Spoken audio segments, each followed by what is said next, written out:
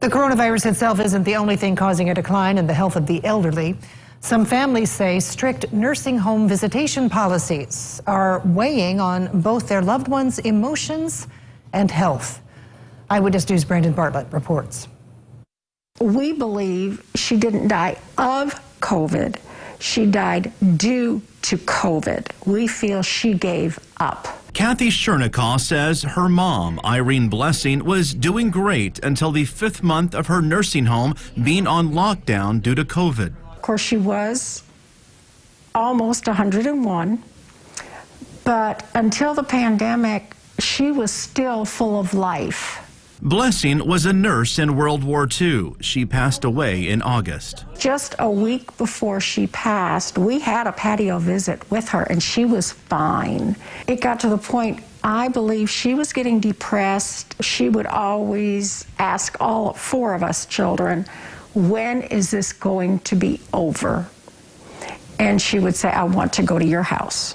Blessing was so eager to hug her family, she would try to get hugs when the nursing home staff members weren't looking during their socially distanced visits. And I said, no, Mom, I can't. I said, I'm afraid that if there's cameras and if they were to see this, I wouldn't be able to come and see you any longer. You know, they might restrict me.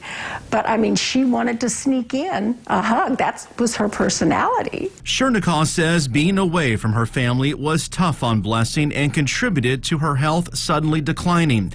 This is a trend legislators are noticing, which is why Senate Bill 202 is progressing in the Indiana General Assembly.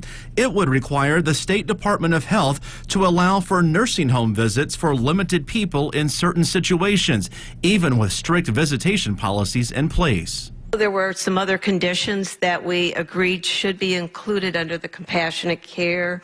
One who has dementia or is experiencing distress due to lack of visitation or failing to thrive. That if that could ever be passed, that would be a godsend. Brandon Bartlett, Eyewitness News. Now, visitors who could utilize these programs include members of the clergy and anyone who can meet the long-term care facility residents' needs. The sheriff of Perry County is